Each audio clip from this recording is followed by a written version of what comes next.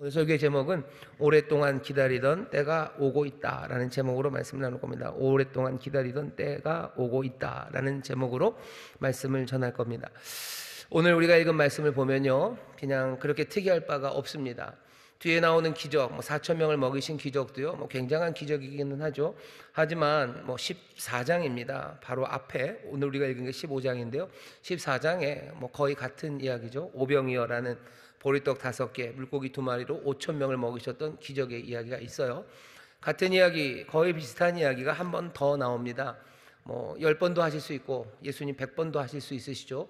그냥 같은 이야기를 한 번 더, 그냥 예수님이 얼마나 능력이 많으신지를 한 번 가지고는 안 되니까 다시 한 번 해서 예수님이 정말로 이런 능력이 있다는 걸 보여주기 위해서 마태가 여기다 한 번 더 했을까? 그러지는 않을 겁니다. 어차피 믿지 못하는 사람들, 한 번 해서 믿지 못하는 사람들 2번 그 얘기를 한다고 믿을 수 있는 것은 아니겠죠. 어쨌든 오늘 말씀은 조금은 이상합니다. 같은 이야기가 있어요. 앞에 예수님이 병자들을 고치시는 이야기도 이미 많은 병자들을 고치셨습니다. 예수님이 병자들을 고칠 수 있는 능력이 있다는 걸, 이 말씀을 그냥 따라 읽은 사람들, 그리고 이 말씀들을 받아들인 사람들은 더 이상 예수님의 병 고치는 능력에 대해서 의심하지 않아요. 처음에는 깜짝 놀랄 만큼 그 권세, 사람들이 놀랐지만 사실은 이제 말씀을 읽는 사람들에게는 병 고치는 이야기가 그렇게 대단한 이야기도 아닙니다. 여기 28절서부터 29절부터 있는 짧은 31절까지 병 고치는 이야기 안에는 뭔가 굉장히 드라마틱한 것도 사실은 없어요. 뭔가 죽은 사람을 살려내는 이야기도 없고요, 실로암에 가서 씻어라 하는 것처럼 뭐가 얘기가 재미진 이야기도 없습니다. 그냥 나열이죠. 여기 보시면 절뚝발이, 불구자, 그리고 소경, 벙어리, 그 사람들 왔고 그냥 그대로 그 사람들 고칩니다. 벙어리들 노래하기 시작하고 눈먼 사람들 보기 시작하고 절뚝발이 걷기 시작하고, 굉장한 능력이긴 하지만 이야기는 굉장히 건조합니다. 건조한 이야기. 이미 앞에 예수님께서 병 고치는 능력이 있다는 거 벌써 다 아는 이야기, 그 이야기를 왜 한 번 더 여기 했을까? 예수님이 이렇게 고치는 이야기를 요약해서 하시는 말씀들이 앞에도 많아요. 예를 들면 처음 시작할 때서부터 그렇습니다. 마태복음 4장에 보시면 예수님이 처음 회개하라, 천국이 가까웠다고 복음을 증거하실 때부터 예수님이 많은 병자들을 고치셨었습니다. 거기 보면 그런 말씀이죠. 4장 23절 같은 데 보면 이렇게 되어 있습니다. 예수께서 온 갈릴리에 두루 다니사 저희 회당에서 가르치시며 천국 백성을 복음을 전파하시며 백성 중에 모든 병과 모든 약한 것을 고치시니 그의 소문이 온 수리아에 퍼진지라. 사람들이 모든 앓는 자, 곧 각색병, 고통에 걸린 자, 귀신 들린 자, 간질하는 자, 중풍병자들을 데려오니 저희를 고치시니라. 그냥 여러 질병들 고치셨다고 하면서 이런저런 질병들을 얘기하셨던 그런 본문들이 앞에도 꽤나 많이 나옵니다. 다시 한번 더 얘기할 필요는 사실은 없어요. 그런데도 마태는 오늘 우리가 읽은 이 본문 죄송합니다. 마태복음 이제 15장에 나와서 다시 한번 이 이야기를 우리에게 들려줍니다. 마태가 괜히 분량을 늘리려고 대학교에서 레포트 같은 거 쓸 때 보면 10장 써오라고 그랬는데 한 7장, 8장 쓰고 나서 할 말이 없으면 뭐라도 막 갖다 붙여야 돼서 이런저런 얘기 갖다 넣기도 합니다. 근데 마태가 그래야 될 이유는 없죠. 28장에서 끝내건 27장에서 끝내건 그게 무슨 상관이 있습니까? 마태가 여기 어쩌면 밍밍해 보이는, 이미 예수님의 능력은 증명되었는데 별 드라마틱한 치료의 과정도 없는 이야기를 여기에 지금 붙여놓고 있어요. 앞에 이야기는 얼마나 화려무쌍했습니까? 지난주 생각나시죠? 가나안 여인이 했던 이야기들, 또 바리새인들과 싸우면서 입으로 들어가고 나오는 것에 관한 이야기들. 앞에 우리가 지금 읽은 본문의 앞에 이야기는요, 굉장히 찬란한 이야기들이요, 너무나 색깔이 분명하고 아주 원색적인 이야기들이 펼쳐지고 있는데 그 뒤에 아주 밍밍해 보이는 이야기가 지금 덧붙여져 있어요. 왜 갑자기 이렇게 톤 다운, 갑자기 이야기를 훅 꺼뜨릴까? 뭔가 다른 것들을 터뜨리기 위해서 여기 잠깐 쉬어가는 페이지인가? 그럼 오늘 우리가 설교하고 말씀을 읽는 우리도 오늘 지금 쉬어가면 되죠. 근데 마태가 오늘 이 말씀을 여기다 두었을 때는 그냥 쉬어가는 페이지로 분량 채우려고 그래서 여기다 갖다 놓은 건 아닙니다. 밍밍해 보이는 이야기는 우리 생각이에요. 우리는 이 말씀이 밍밍하게 보이지만 이 말씀을 들었던 사람들, 그리고 이 말씀을 쓰고 있는 마태에게는 여기 있는 이 질병들의 요약, 그런 사람들이 오고 그런 사람들을 고쳤다는 어쩌면 굉장히 단순한 이 이야기를 마태는 지금 사실은 떨리는 마음으로 쓰고 있는 겁니다. 우리는 안 떨리는데 왜 마태는 떨립니까? 그냥 마태 혼자 그런 것 아닙니까? 마태 혼자만 그런 건 아니에요. 마태가 쓴 이 마태복음을 읽고 있는 많은 유대인 그리스도인들은, 그리고 예수님의 이 말씀을 듣고 있고 예수님이 지금 그 행하시는 일을 보고 있던 사람들에게는 여기 짧게 아주 건조하게 기록된 이 간단한 요약이 사람들의 마음을 뛰게 만드는 그런 분명한 말씀이었습니다. 제가 아무리 이렇게 얘기해도 여러분들 마음이 안 뛰시죠? 왜 그러냐면 마태는 이 본문을 쓰면서 그리고 이 이야기를 우리에게 들려주면서요, 사람들이 알고 있을 거라고 가정하는 게 있어요. 뭐냐면 이사야서 내지는 여러 선지자들의 말씀을 자기는 기억하고 있고요, 그리고 이 말씀을 읽고 있는 많은 유대인들이 그 말씀을 기억하고 있다고들 미리 전제하고 있기 때문입니다. 정말 그렇습니까? 예, 정말 그렇습니다. 죄송합니다. 베드로가 예루살렘에서 처음 성령을 받고서 첫 설교에서 요엘서의 말씀을 인용합니다. 요엘의 말씀을 인용할 때 베드로도 그 말씀을 알고 있는 거죠. 베드로가 그 말씀을 인용하는 건 사람들도 그것을 알고 있기 때문에 인용하는 겁니다. 예루살렘에 있는 모든 사람들이, 거기 모여있던 거의 대부분의 사람들은 요엘서의 말씀을 알고 있어요. 그러니 설교하면서 그 얘기를 책 찾아보라 아니라 그냥 요엘이 이렇게 얘기했다 하면서 말하는 거죠. 오늘 여기 있는 이 말씀도 마찬가지입니다. 이스라엘 사람들, 당시의 유대인들 마음마다 품고 있는 하나님의 말씀이 한두 가지가 아닐 겁니다. 하지만 그 중에서도 뜨겁게 품고 있었던 말씀은 이사야 선지자 내지는 많은 선지자들, 그 중에서도 특별히 이사야 선지자를 통해서 주었던 아름다운 시들이에요. 하나님께서 위대한 일을 행하실, 하나님께서 공경에 빠진 이스라엘을, 공경에 빠진 하나님의 백성들을 이제 건져내시고 하나님의 위대한 역사를 시작하시는 그 일들에 대하여 아름다운 시로 예언해 놓은 그 말씀들을 사람들은 마음에 품고 삽니다. 우리나라 사람들이 진달래꽃 그 시를 마음에 품고 살듯이, 아니면 김소월의 엄마야 누나야를 마음에 품고 살듯이, 이스라엘 사람들은 이사야가 얘기했던 그 하나님의 약속을 마음에 품고 살아요. 그럴 수밖에 없죠. 수백 년을 피로 기다렸던 시간이에요. 수백 년을 눈물로 기다렸던 시간이에요. 모두가 다 간절하게 그날을 기다리며 그 시를 마음에 품고 있는 겁니다. 우리나라도 민주화 운동을 하면서 소위 말하는 운동가요 같은 거 몇 가락, 그 노래 몇 개는 우리 마음에 품고 같이들 부르시죠. 어쩌면 그 노래보다도 훨씬 더 피 묻은 노래입니다. 훨씬 더 눈물 많은 노래예요. 어머니들이 불렀고 아버지들이 불렀고 자녀들이 그 마음에 새겨져 있는 그 노래입니다. 그 노래 중에 하나, 다른 곳에서도 많이 나오지만 이사야서 35장의 노래가 오늘 여기 마태가 이 밋밋해 보이지만 뜨거운 마음으로 쓰고 있는 이 사건과 연관된 노래입니다. 이사야서 35장 5절부터 6절까지를 제가 읽겠습니다. 그때 소경이 눈이 밝을 것이며 귀머거리에 귀가 열릴 것이며 그때 저는 자는 사슴같이 뛸 것이며 벙어리의 혀는 노래하리니 이는 광야에서 물이 솟겠고 사막에서 시내가 흐를 것임이라. 그때는 어디입니까?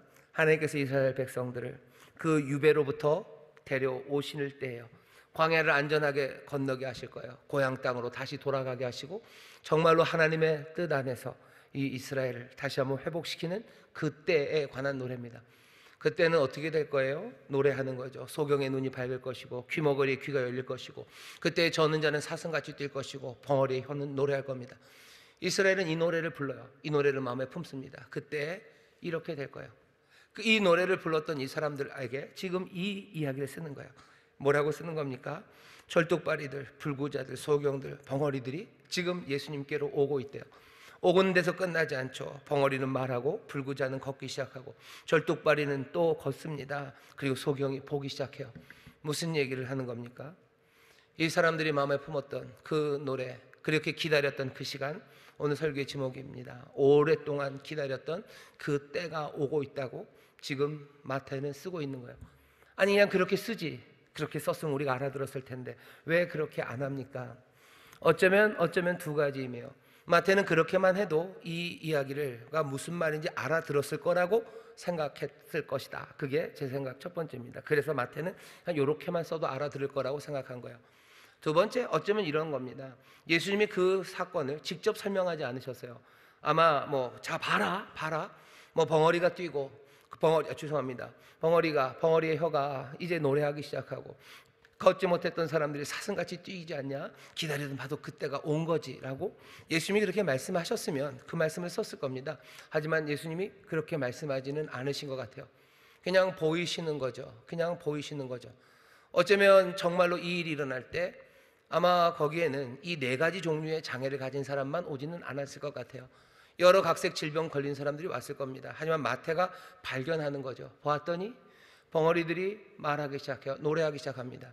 걷지 못했던 사람들이 뛰기 시작해요. 사슴같이 뛰기 시작하고, 그리고 정말로 불구가 되었던 사람들의 몸이 건전해지기 시작하고, 보지 못했던 사람이 보는 그 일들이 예수님의 그 사건 안에서 툭툭툭툭툭 튀어나오는 거죠. 툭툭툭툭 튀어나오면서 자기들이 불렀던 그 노래에 가져 맞춰 붙여지기 시작하는 겁니다. 그러니 예수님이 직접 하신 말씀은 아니에요. 하지만 그 모든 병자들 중에서 여기 마태는요, 이사야의 그 말씀을 생각하며 지금 이 기록을 남겨놓고 있는 겁니다. 읽고 있는 우리도 어쩌면 이 마태의 자리에 서서 이 말씀을 읽어보면 아주 그냥 건조하게 절름발이가 와서 걷기 시작하고, 소경이 와서 보기 시작하고, 벙어리가 와서 말하기 시작하고, 불구가 됐던 사람들이 몸이 건전해지고, 뭐 늘 그랬던 일이고, 예수님 그런 능력이 있다는 건 나도 아는데 라고 읽는 건 어쩌면 마태가 여기서 우리에게 전하려고 하는, 또 마태를 통해서 주님이 우리에게 전하려고 하는 그 메시지를 제대로 듣지 못하는 걸 겁니다. 오늘 이 밤에 우리도 마태와 함께 예수님이 지금 하고 계신 일들, 예수님 앞에서 펼쳐진 일들을 우리가 같이 봅니다. 그리고 마태가 기대했던 것처럼 우리도 이사야의 그 말씀, 오랫동안 이들이 기다렸던 하나님의 회복의 날, 그 회복의 날의 약속이 지금 눈앞에서 이루어지고 있음을 우리도 감격으로 보는 그런 사람들이 되어야 합니다. 오늘 우리를 이 말씀 앞에 세우셔요. 우리에게도 전하는 메시지는 똑같습니다. 우리가 고대하고 기다리던, 그 오랫동안 꿈꿨던 그 간절함의 소망들이 이제 우리 앞에 이루어 주시는 그때가 이제 닥쳐 있다는 것, 주님이 이제 역사하신다는 것을 여러분들 감격으로 받으시고 기쁨으로 영접하시기를 주의 이름으로 축원합니다. 오늘 이 말씀을 우리에게 들리시는 이유는 그런 이유입니다. 여기 마태가 오랫동안 기다렸던 그것을 우리에게 보여주셔요. 오늘 여기 본문에 나오는 예수님의 치유, 여기뿐만 아니라 어쩌면 거의 모든 치유가 그냥 예수님은 병을 고치는 특별한 능력이 있다라는 걸 보여주시려는 건 아니에요. 예수님의 이 오늘의 치유는요, 옛 예언들을 성취하고 계시는 거고요, 그 옛 예언을 성취한다는 게 도대체 어떤 의미인지 아는 사람들에게 예수님의 치료는 단순한 병을 고치는 능력 이상의 것입니다. 사람이 아픈 건 참 힘듭니다. 그래서 예수님이 우리의 병을 고치신다는 거, 그것만 해도 너무너무 감사한 일이죠. 하지만 우리의 병을 고치신다는 것, 그게 거기에서 끝나는 게 아니라 온 세상에 새로움이 시작되고 정말로 온 사람들의 마음의 소원과 그리고 망가졌던 인생들을 하나님께서 새롭게 하신다는 역사적인, 온 우주적인 하나님의 사건의 표지라고 생각한다면 우리를 고치시는 것, 그것에 머무르는 감격, 그것은 비교할 수 없는 큰 감격이 우리 가운데 가득한 겁니다. 주님이 우리를 고치실 때 내가 힘들었던 내 삶이 그냥 나아졌다라는 것으로만 감사하지 마셔요. 주님이 우리의 삶을 바꾸시기 시작할 때 그건 정말 하나님의 약속이 이루어지는 것에 대한 표지입니다. 이 세상이 이전과 다른 세상이라는 것의 증거예요. 그리고 우리의 삶에 하셨던 모든 약속을 이제는 이루신다는 놀라운 증거로 우리에게 주시는 겁니다. 그 치료가 무엇이건 마찬가지예요. 눈먼 사람이 보기 시작하고 벙어리가 노래하기 시작하는 것만큼이나 우리의 삶에 주가 주시는 치료함이 있습니다. 그 치료를 받을 때 주님 앞에 감사하십시오.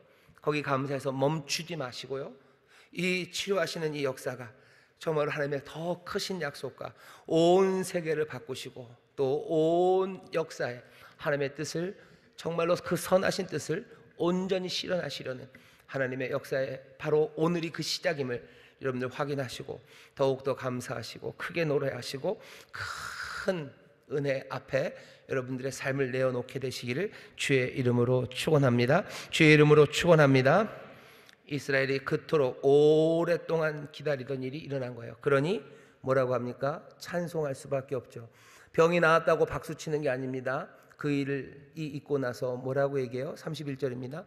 벙어리가 말하고 불구자가 건전하고 절뚝발이가 걸으며 소경이 보는 것을 무리가 보고 기이 여겨 이스라엘의 하나님께 영광을 돌리니라. 예수님의 능력에 박수치지 않았어요. 아, 잘됐다고 뭐 부러워하지도 않아요. 이 사람들이 하는 건 이스라엘 하나님 앞에 찬양을 올려드립니다. 하나님께 영광을 올려드립니다. 왜냐하면 하나님이 하시겠다는, 그렇게 오랫동안 이들이 기다렸던 그 일이 이제 펼쳐지기 때문입니다. 오늘 이 짧은 말씀이 그런 의미가 있어요. 이 짧은 말씀 뒤에 있는 이스라엘의 하나님께 영광을 올려드렸다는 이야기, 그리고 또 하나 힌트는 어디 있냐면 앞에 29절입니다. 예수께서 거기서 떠나사 갈릴리 호숫가에 이르러 산에 올라가 거기 앉으셨어요. 14장 거기서 오병이어가 일어났을 때는요, 산에 올라갔다는 이야기는 없습니다. 산에 올라갔다는 이야기는 없어요. 그럼 어딥니까? 그냥 바닷가입니다. 제가 읽어볼까요? 15장 보시면, 14장 보시면 예수님이 5,000명을 먹이시는데 14장 13절 보면 예수께서 들으시고 배를 타고 떠나사 따로 빈들에 가시니 무리가 듣고 여러 고을로부터 걸어서 쫓아간지라. 여기 오병이어를 향하신 데는 빈들입니다. 빈들에서 먹이셔요. 이 의미는 훨씬 더 뭐에 가깝습니까? 이스라엘 광야 40년의 시간들, 광야에서 먹이신 그 사건과 관련이 있어요. 살아가는 그 삶에, 그 타박타박하고 그 메마른 땅에 살아가지만 하나님이 먹이신다고 하셨어요. 빈들에서 하나님이 먹이십니다. 14장에서는 그런 의미예요. 하지만 15장은 느낌이 좀 다르죠. 상황은 비슷합니다.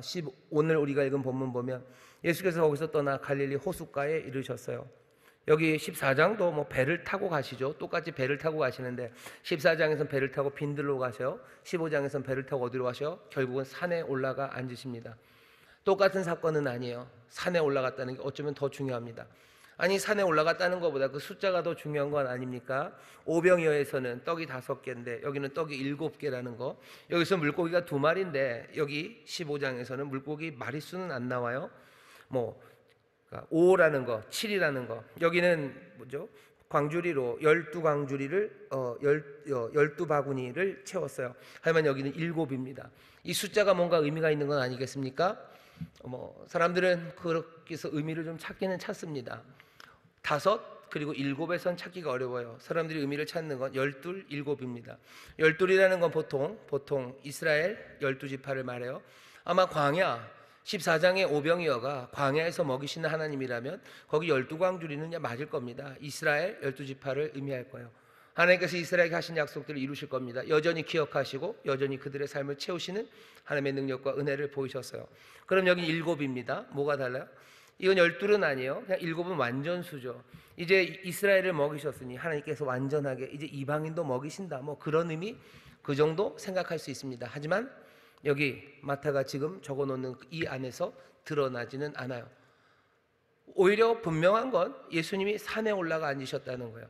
아니, 산에 올라간 건 그게 그렇게 뭐가 중요합니까? 또 묻게 되죠. 산은 굉장히 중요합니다. 마태복음 5장에 보시면 예수님께서 처음으로 가르치심을 하실 때 산에 올라가셨어요. 예수님이 제자가 무리를 보십니다. 무리를 보시고 산에 올라가 앉으셔요. 그러니 제자들이 나옵니다. 그리고 나서 입을 열어 가르치시기 시작하시죠. 예수님이 산에서 가르치십니다. 산에서 가르친다는 건 분명해요. 모세가 시내산 그곳에 올라가 하나님의 말씀을 받아 가르친 것처럼 이제 율법을 폐하러 오신 게 아니라 그 율법을 완성시키러 오시니가 그 산에서 가르치시기 시작하는 거죠. 예수님은 지금 산에 올라가 앉으십니다. 왜 산이 중요하죠? 예수님이 산에 올라가 앉으셨고요. 이스라엘 사람들은 산에 대한 기대가 있습니다. 자기들이 말하는 하나님의 정말로 귀한 임재가 있는 곳 예루살렘, 그것을 시온이라고 불러요. 예루살렘은 높은 산에 있습니다. 바위산에 있어요. 시온산. 하나님이 거기서 복을 명하실 거예요. 시온산, 그곳에서 하나님이 그곳에 임재하실 거고 그곳에서 하나님이 모든 이들을 불러 오실 거예요. 시온에 있는 백성들은 복을 얻을 겁니다. 시온에 자정하신 하나님은 이제 세상 모든 열국을 시온으로 부르실 거예요. 시온에 와서 뭐 하셔요? 그 하나님이 베푸신 놀라운 만찬이, 그 기쁨의 잔치가 시온에서 벌어질 겁니다. 모든 것들을 회복하는 그 일들은 그 시온에서 이루어질 거예요. 여기 예수님은 산에 올라가 앉으십니다. 그리고 뭐 하시는 거예요? 사흘이나 굶었던 이 사람들에게 잔치를 베푸십니다. 잔치는 소박해요. 잔치는 소박합니다. 하지만 여기 마태가 지금 쓰고 있는 이야기는 예수는 산에 올라가 앉으시고 이 배고픈 사람들, 모든 사람들을 지금 먹이시는 일이 여기서 벌어지고 있습니다. 이것도 마찬가지예요. 이스라엘 그 사람들 마음에 품고 있는 노래입니다. 이사야서 이번에는 25장입니다. 25장 보면 이렇게나 아름다운 노래가 있습니다. 이사야 25장 다 읽기는 어렵고요. 6절부터 읽어보면 만군의 여호와께서 이 산에서 만민을 위하여 기름진 것과 오래 저장하였던 포도주로 연회를 베푸시리니 곧 골수가 가득한 기름진 것과 오래 저장하였던 맑은 포도주로 하실 것이며 또 이 산에서 모든 민족의 그 가리워진 면박과 열방의 그 덮인 휘장을 취하시며 정말로 사망을 영원히 멸하실 것이라. 시온에서 잔치를 베푸실 겁니다. 열방을 다 부르실 거예요. 모두를 불러서 그 얼굴에 가려운 것들을 다 지우고 사망을 멸하시는 그 일을 시온 그 산에서 베푸실 겁니다. 이스라엘은 이 노래를 압니까? 이 노래 압니다. 이 노래 압니다. 아리랑을 부르듯이 이 노래를 불러요. 그 시온에 열방이 다 모일 거예요. 주께서 마련해 놓으신 골수 가득한 기름진 것과 향기로운 포도주로 모든 사람들을 먹이시고 그 얼굴에 있는 것들을 다 벗겨내시고 부끄러움으로 가렸던 면박을 다 치워내시고 사망을 멸하시는 그날 사람들은 그 산에서 이루어질 일들을 꿈꿉니다. 마태는 지금 이 산에서 먹고 있는 이 일을 그렇게 생각하고 있어요. 수많은 사람들이 모입니다. 수많은 사람들이 모여서 아이와 그리고 여자 빼고도 4,000명의 사람이 모여서 예수님이 베푸신 그 만찬 그 저녁에 참여하고 있습니다. 아까도 말씀드린 것처럼 그렇게 기름진 것과 포도주가 있지는 않아요. 부족하고 아직 모자란 것 같지만 이 마태의 눈에는 하나님이 약속하시고 우리가 불렀던 그 노래가 지금 여기서 이루어지는 것을 마태는 보고 있는 겁니다. 시온산 그 예루살렘은 아니에요. 사람들이 모이는 곳은 예루살렘 그 시온산은 아니지만 여기 예수님께로 모여듭니다. 어쩌면 시온에서 복이 명해지는 것처럼 이 예수를 통해서 복이 명해지기 시작할 거예요. 마태는 지금 그 노래를 부르는 겁니다. 사실 우리가 조금만 더 상상력을 발휘한다면 마태가 지금 이 기록을 쓰고 있는 건 이 현장에서 현장 기자가 당장 무슨 레포트를 하기 위해서 지금 쓰고 있는 건 아니에요. 마태가 이 기록을 쓰는 건 언제입니까? 예수님이 돌아가시고 부활하시고 그 이후에요. 돌아보면 예수님이 이 땅의 구원자가 되셨음을 예수님의 죽으심과 부활하심을 통해서 마태는 압니다. 마태가 정말로 예수님이 자기들에게 주신 명령, 그 명령을 갖고 지금껏 살아왔던 사람이에요. 말씀대로 이루어지는 것들을 봅니다. 그러면서 돌아보는 거죠. 돌아보면서 기억하는 거예요. 예수님 그때 그곳에서 배를 타시고 산에 올라가셨을 때, 그때 많은 사람들 나와 배고픈 사흘을 굶은 사람들에게 그것들을 먹이셨을 때, 그 일이 우리 민족이 그렇게 오랫동안 기다리며 마음에 품고 노래했던 그때 주께서 그 산에서 이 사람들을 위하여, 만민을 위하여, 열방을 위하여 잔치를 베푸신다고 하시더니 하나님의 말씀이 이루어진 바로 그때로구나. 마태는 그것을 다시 돌아보는 겁니다. 그리고는 쓰는 거예요. 그 이야기를 우리에게 전해주는 거죠. 우리는 이 말씀을 어떻게 받아야 돼요? 예, 맞습니다. 하나님께서 그렇게 아름답게 약속하셨던 그 약속이 우리 주 예수 그리스도를 통해서 이루어졌어요. 하나님의 약속은 뭔가 빈틈이 있습니까? 빈틈 없습니다. 말씀하신 대로 그대로 이루어져요. 그대로 이루어지지만 우리가 그것들을 바라볼 수 있는 눈이 없고 어쩌면 먼 훗날 시간이 지나서야 알 수 있으나 주님께서는 정말로 그 일을 이루셨어요. 오랫동안 기다리던 때가 온다고 하시더니 정말로 그때 온 거죠. 그러니 어떻게 살면 됩니까? 이 말씀을 읽는 사람들은 그때는 왔어요. 주께서 열방을 복주시는 그 시간이 온 겁니다. 그러니 마태의 생각은 자꾸 넘어가죠. 어디로 넘어가겠습니까?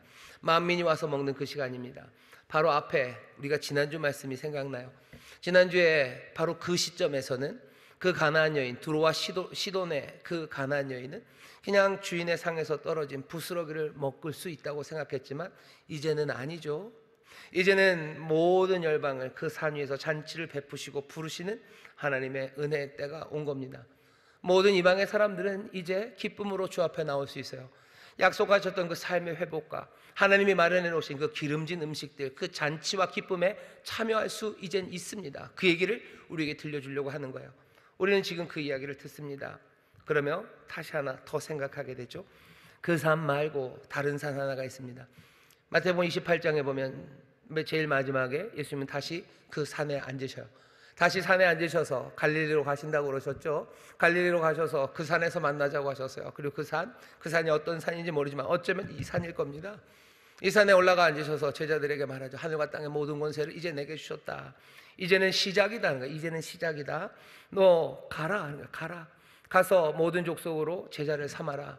아버지와 아들과 성령의 이름으로 세례를 주고 내가 너에게 가르쳐 본 바 모든 것들을 지켜 행하게 해라. 하나님의 은혜의 때가 이런 거죠. 하나님께서 우리를 기쁨으로 부르시는 때가 우리 가운데 온 거죠. 그러니 어떻게 하셔야 됩니까? 이 잔치로 나오라는 거예요. 이 잔치로 부르라는 겁니다. 하나님이 채우신다. 기쁨으로 채우신다. 오랫동안 기다렸던 그것들, 병들었던 사람들, 앞에 이야기죠. 배고팠던 사람들, 병들고 배고파서 어떻게 살 수밖에 없겠습니까? 억울하게 살고 힘없게 살고 그리고 얼어붙어 살고 두리번거리고 살았던 모든 이스라엘과 그리고 모든 세상의 사람들은 이제 이 잔치자리로 나오는 겁니다. 병든 사람들 주 앞에 나오셔야 돼요. 배고픈 사람들 주 앞에 나와야 됩니다. 병들고 배고파 그래서 가난한 사람들과 지친 사람들, 얼어붙은 사람들, 두리번거리고 헤매이는 사람들, 그 사람들이 기대하고 고대했던 바로 그것들, 그 모든 것들이 이제 이루어지는 때가 우리 앞에 온 겁니다. 지금은 우리가 구원받을 만한 때예요. 지금은 은혜의 때입니다. 지금은 주 앞에 나가서 그것들을 얻을 수 있어요. 마태가 지금 우리에게 전하는 메시지는 그 메시지입니다. 이 말씀을 읽었던 2000년 전 초대교회 사람들만 아니에요. 오늘 이 저녁에 우리가 이 말씀을 읽습니다. 다시 한번 마태의 안내 내지는 이 말씀을 들으며 오늘 우리에게 주신 마태복음 15장 29절부터 39절까지의 말씀이 우리에게 선포하고 또 우리에게 요구하는 바를 우리가 지금 듣고 있는 겁니다. 어떻게 하셔야 돼요? 알리십시오. 알리셔요. 많은 사람들에게 알리셔요. 많은 절름발이들에게 알리셔요. 많은 소경들에게 알리시고 많은 벙어리들에게 얘기하셔서 이제 벙어리들이 노래하기 시작하고 걷지 못했던 사람들이 사슴같이 뛰게 되었다고 알리기 시작해야 됩니다. 오라고 초청하셔야 돼요. 이 시온으로 오라고, 이 예수께로 나오라고. 그래서 우리의 모든 배고픔과 우리의 모든 질병과 우리의 삶의 모든 문제가 해결되어서 이제 하나님의 백성으로 그 기쁨을 누리며 우리 함께 복된 삶, 정말로 그 영원한 생명을 누리자고 알려야 됩니다. 그게 오늘 우리에게 주시는 분명한 메시지예요. 도전은 뭐겠습니까? 우리가 고대하던 것들을 얻었는가에 관한 문제입니다. 우리는 우리가 고대하던 것들을 얻었습니까? 주신다고 하시는데 얻었습니까? 얻지 못했다면 어떻게 해야 돼요? 우리가 가야 되겠죠. 남들을 초청해야 되는 것, 그 먼저 내가 가야 합니다. 잔치는 펼쳐졌어요. 그 산에 하나님이 연회를 베푸십니다. 그 놀라우신 주님은 우리 앞에 지금 서 계셔요. 남들 불러야 합니다. 하지만 정말로 먼저 물어야 되는 건 우리는 고대하는 것을 얻었는가요? 병든 사람들, 여러분들은 고대하던 것을 얻었습니까? 배고픈 신분들, 인생의 의미가 바닥난 사람들, 여러분들은 거기에 대하여 하나님의 응답이 주가 채우시는 그 귀한 은혜를 받았습니까? 여전히 나는 내 인생의 의미가 뭔지 잘 모르고 여전히 나는 이 세상을 살아가는데 힘없고 난 어떻게 해야 될지 모르고 나는 기쁨 대신에 슬픔으로 살아가고 나는 밝은 빛 아니라 난 여전히 방황하며 살아갑니까?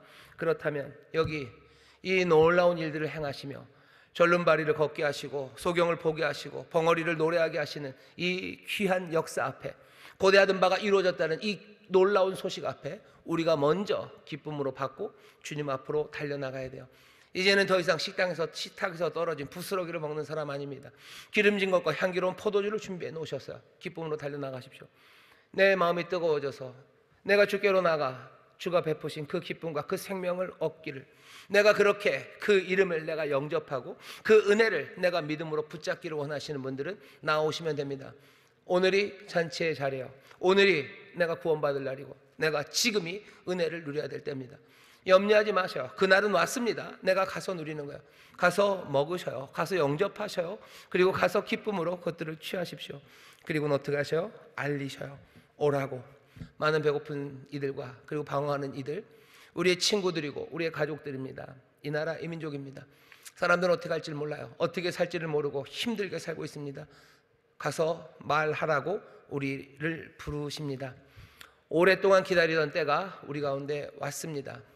여러분들 달려가셔요. 저는 분들 달려가셔요.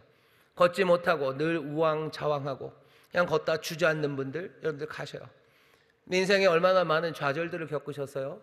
그냥 살아갈 힘이 없으시죠? 건강하지 못하죠? 그분들을 건강하게 하시는 그 놀라우신 시온의 은혜가, 그 귀하신 시간이 우리 앞에 지금 다 다른 겁니다. 노래하지 못하는 사람들 가셔. 내가 뭐라고 말할 수 없는 사람들 가셔. 아무것도 들리지 않는 분들 가셔요. 아무것도 들리지 않아요. 주의 음성도 들리지 않고 내 삶을 부르는 부르심도 들리지 않고 나는 그냥 먹먹한 침묵과 적막 가운데 살아갑니까? 그렇다면 주님 앞에 달려나가십시오. 주님 앞에 달려나가셔. 움직이지 못하는 사람 가시고 배고파 지친 사람들 가시고 그때 정말로 오랫동안 기다렸던 그 회복의 날, 그리고 그 은혜의 시간이 우리 앞에 있습니다. 오늘 이 밤에 다시 한번 여러분들이 누리시고 또 많은 이들을 이리로 초청하는 그 사명 마음에 받으셔서 우리의 삶이 정말로 하나님이 기대하셨던, 회복하려 하셨던, 하나님이 보고 싶어 하셨던 그 복된 삶, 복된 하나님의 백성들이 되시기를 주의 이름으로 축원합니다. 주의 이름으로 축원합니다. 기도하겠습니다. 하나님, 오늘 우리가 마태를 통하여 주의 음성을 듣습니다. 정말 우리가 오랫동안 기다렸던 모든 회복의 기대들이 아버지 우리 가운데 이루어집니다. 오늘 이 밤에 다시 한번 우리가 고대하는 것들을 돌아보게 하여 주옵소서. 우리의 삶의 변화를 꿈꿨던 것들, 아버지 하나님, 이루어질 수 없어서 내려놓았던 꿈들과 기대들을 다시 한번 끌어올리는 시간이 되게 하여 주옵시고, 우리 앞에 지금 정말로 문제되는 것이 무엇인지, 정말로 우리가 주님 앞에 고대해야 되는 것이 무엇인지 우리로 보게 하여 주시옵소서. 아버지 하나님, 오늘 함께 기도할 때 성령께서 우리로 하여금 다시 한번 우리의 마음을 깨어나게 하셔서 아버지, 아파도 아픈지 몰랐던 사람들 이제 어디가 아픈지, 내가 소망해야 되는 것이 무엇인지 분명히 보게 하시고 그것들을 들고 아버지 하나님 시온 그 놀라우신 주님 앞으로 나아가 회복의 귀한 은혜를, 또 놀라운 치료의 기적을 누리는 하나님 복된 시간 되게 하여 주옵시고, 아버지 하나님 그 은혜로 충만하여 다시 한번 우리를 부르신 소명, 정말로 우리에게 초청하라고 불러오라고 하셨던 그 말씀이 생생하게 들려 아버지, 정말로 우리가 해야 할 일들이 하나하나 보이기 시작하는 귀한 밤이 되게 하여 주옵소서. 감사드리며 예수님 이름으로 기도하옵나이다. 아멘.